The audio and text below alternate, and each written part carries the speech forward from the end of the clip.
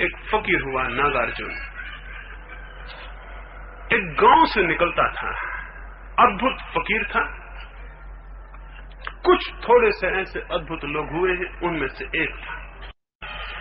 एक लकड़ी का भिक्षा पात्र ही उसकी कुल संपत्ति थी। जिस गांव से निकला उस गांव की साम्राज्ञी ने उसे बुलाया और कहा कि तुम जैसे अद्भुत फकीर के हाथ में लकड़ी का ये भिक्षा पात्र शोभा नहीं देता। मैंने एक भिक्षा पात्र बनाया सोने का, उसमें बहुत बहुमूल्य जवाहरात जड़े हैं, वो तुम्हें मैं भेंट करती हूं, इतनी कृपा करो, इनकार मत करना। नागार्जुन करूंगा, जैसा लकड़ी वैसा सोना। हमें भीख मांगने से मतलब, रोटी खाने से मतलब। कोई साधारण सन्यासी होता, वो कहता क्षमा करें, हम सोने को छू सकते? सोना और हम छुएंगे? आंख फेर लेता, भागता वहां से कि सोना कहीं पकड़ ना ले। लेकिन जो जानता है उसे सोना और मिट्टी में भेद नहीं। जो नहीं जानता वो सोने से भागता है या सोने के लिए भागता है। ये दोनों अज्ञानियों के दो दल। एक सोना पाने के लिए भागता है, एक सोने से घबरा के भागता है। अज्ञानियों के दो दल। लेकिन जो जानता है उसे सोने से भागना नहीं, सोने के लिए भी भागना नहीं। उसमें तो अगर तुझे इससे सुख मिलता है तो ठीक है, यही ठीक, हमें तो रोटी खानी, हम इसमें ही मांग के खा लेंगे। वो लेके चला, लेकिन चलते वक्त उसने रानी को कहा कि देख, लेकिन इसमें एक खतरा है। लकड़ी का था तो कोई चुराता नहीं था, इसको कोई ना कोई ले जाएगा। थोड़ी देर में हम बिना पात्र के हो जाएंगे, तो इतना ख्याल रखना, मेरा पात्र फेंक मत देना, कल मैं उसको मांग लूंगा। रानी ने कहा कि इतने जल्दी? उसने कहा बहुत मुश्किल है ये पात्र मेरे पास बचे। वो वहां से निकला, लेकिन गांव में एक नंगा आदमी एक सोने का चमकता हुआ पात्र, उसमें जवाहरात जड़े हुए हैं, तो सबकी आंखें गई। गांव का जो बड़ा चोर था वो पीछे हो लिया। नागार्जुन ने बार बार उसके पैर की आवाज सुनी। उसने कहा कि ठीक है, जिसको चाहिए वो आ गया। वो गांव के बाहर एक खंडहर में ठहरा हुआ था। वहां न कोई द्वार थे, न खिड़की थे, न कोई दरवाजा था। वो अंदर गया, दोपहर का वक्त था, वो भोजन करके दोपहर को सो जाएगा। उसने सोचा कि वो आदमी तो आ ही गया है। वो बाहर आके दीवार के पीछे छिप के बैठ गया। उसने सोचा इसे व्यर्थ बाहर बिठाए रखूं, दोपहरी है, मैं तो भीतर बैठा हूं, वो धूप में बैठा हुआ है। फिर थोड़ी बहुत देर में ले ही जाएगा, तो इतनी देर बिठाने का पाप मैं क्यों मोल लूं। और फिर जिसे ले ही जाना है उसे दे देना उचित, कम से कम दान का तो मजा रहेगा और उसको भी चोरी का कष्ट न होगा। उसने पात्र को उठाया, खिड़की के बाहर फेंक दिया। वहां पात्र गिरा तो चोर हैरान हो गया।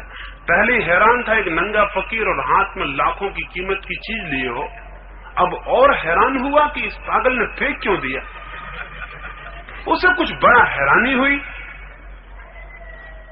अभी तक तो सोच रहा था कि इसको ले पा जाऊंगा तो बहुत कुछ मिल जाएगी, बहुत उपलब्धि हो जाएगी। अब ऐसा लगा कि एक आदमी ने जब इसे फेंक दिया तो इसको मैंने पा भी लिया तो कौन सी उपलब्धि हुई। जब ऐसे लोग भी जमीन पर हैं जो इसे फेंक सकते हैं और मैंने पा भी लिया तो कौन सी उपलब्धि हुई। जरूर इससे भी ऊपर कोई उपलब्धि की चीजें होनी चाहिए, नहीं तो इसको फेंकने वाले लोग नहीं हो सकते। वो उसने कहा कि मैं जरा भीतर, उसने खिड़की से खड़ा होकर कहा कि भिक्षु मैं धन्यवाद करता हूं, मैं आया था चोरी करने, तुमने भेंट कर दिया। क्या इतनी आज्ञा और दोगे कि मैं भीतर आऊं और 5 क्षण तुम्हारे पास बैठ जाऊं। नागार्जुन ने कहा मित्र, इसीलिए पात्र बाहर फेंका कि तू भीतर आ सके। तू भीतर तो आता, लेकिन चोर की तरह आता तो तेरा चित्त भीतर ना आ पाता, तेरा चित्त बाहर रहता। घबराया हुआ आता, चित्त तेरा बाहर ही जाने का रहता, लेता और भागता। अब तू आएगा तो निश्चिंत आ सकता है, तुम भीतर आ जाओ। वो चोर भीतर आया। यह आदमी अद्भुत था, हैरानी का था। वो बैठा, उसने पूछा कि कई बार मेरे मन में भी होता है कि ऐसी समता, ऐसी शांति, ऐसा आनंद, ऐसा अद्भुत अपरिग्रह मुझे भी कभी उपलब्ध हो, लेकिन मैं हूं चोर और इस नगर में बड़े से बड़ा चोर, और सभी साधु मुझे जानते हैं क्योंकि चोरों और साधुओं का गहरा संबंध है। वो एक दूसरे के दुश्मन हैं, तो सभी साधु मुझे जानते हैं। जब भी मैं उनके पास जाता हूं तो वो मुझे पहला उपदेश यही देते हैं कि तू चोरी छोड़, तब फिर कुछ हो सकता है। ये मुझसे छूटती नहीं, इसलिए बात वहीं रुक जाती है। आप कुछ अद्भुत मालूम पड़ते हैं। क्या आपसे मैं पूछूं कि क्या मेरे जीवन में भी कोई क्रांति हो सकती है? क्या मैं भी कभी उस दशा को पा सकता हूं जो आपको है? नागार्जुन ने कहा, पहली तो बात तू ये समझ ले कि अब तक तू किसी साधु के पास नहीं गया, क्योंकि साधु को चोरी से क्या मतलब? वो क्यों कहेगा कि चोरी छोड़? साधु को चोरी से मतलब ही नहीं है। मैं तुझसे नहीं कहूंगा कि चोरी छोड़, क्योंकि मैं जानता हूं कि जैसा तेरा अंतःकरण है वैसा तेरा आचरण है। आचरण में चोरी है तो अंतःकरण में भूल है। सवाल आचरण का नहीं, सवाल अंतःकरण का है। अंतःकरण ठीक होगा, आचरण बदलेगा। मैं तुझसे नहीं कहता कि तू चोरी छोड़, तू चोरी खूब कर। मैं तुझसे सिर्फ एक बात कहता हूं, चोरी तू होश पूर्वक कर। अजीब शिक्षा थी। नागार्जुन ने उससे कहा कि तू चोरी होश पूर्वक कर। जैसे ही मूर्छा आए तो चोरी मत करना, होश पूर्वक करना। अगर तू किसी का दरवाजा तोड़े तो बहुत सजग होकर तोड़ना और तेरा चित्त वहीं रहे, तेरा ध्यान वहीं रहे कि मैं दरवाजा तोड़ रहा हूं। जब तू भीतर जाए और तिजोरी खोले तो तेरा ध्यान पूरा का पूरा तिजोरी तोड़ने में रहे, और जब तू रुपए निकाले तो तेरा ध्यान पूरा का पूरा रुपए निकालने में रहे। बस इतना तू करना। इससे तुझे चोरी में बड़ी कुशलता भी आ जाएगी, बड़ा ठीक से तू चोरी कर सकेगा, तेरा साहस भी बढ़ेगा और सब अच्छा होगा। तू जा। वो चोर ने पैर छुए, उसने कहा कि ऐसा उपदेशक मुझे कभी मिला नहीं। तो बड़ी अजीब बात आप कह रहे हैं, चोरी में कुशलता मेरी बढ़ाने के लिए उपाय बता रहे हैं, इससे क्या होगा? उसने कहा तू कभी कुछ हो तो मेरे पास आना। वो 10 दिन बाद आया, उसने पैर नागार्जुन के पकड़े और उसने कहा कि आपने मुझे धोखा दे दिया। जैसे ही मैं चोरी करने जाता हूं और होश से जाता हूं तो मेरे पैर आगे नहीं बढ़ते, होश से जाता हूं तो पैर आगे नहीं बढ़ते। और कल तो मैं एक भवन में घुस गया, निश्चित मूर्छा में घुस गया। फिर मुझे एकदम ख्याल आया कि मैं तो होश में नहीं हूं, तो मैं तिजोरी के सामने खड़ा था। तिजोरी मैंने खोल ली थी, संपत्ति बहुत मेरे हाथ में थी, इतनी कभी मेरे सामने नहीं थी। सारा घर सोया था लेकिन मैं जागा हुआ था, ये मुश्किल हो गई।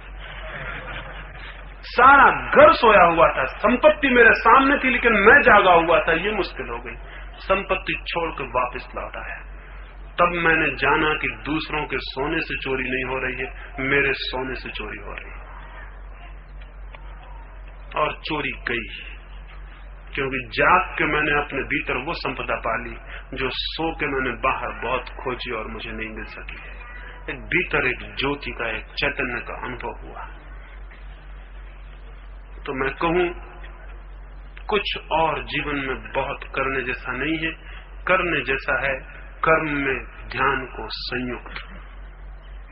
जो भी हम कर रहे हैं, जो भी, चाहे कोई जूते सी रहा हो, चाहे कोई चोरी कर रहा हो, चाहे कोई कुछ भी कर रहा हो, इससे कोई प्रयोजन नहीं कि कौन क्या कर रहा है। जो भी हम कर रहे हैं वो परिपूर्ण ध्यान से इंटीग्रेटेड हो, वो पूरा संयुक्त हो। ध्यान से संयुक्त होकर सब कर्म प्रार्थना बन जाते हैं, सब कर्म पवित्र हो जाते हैं।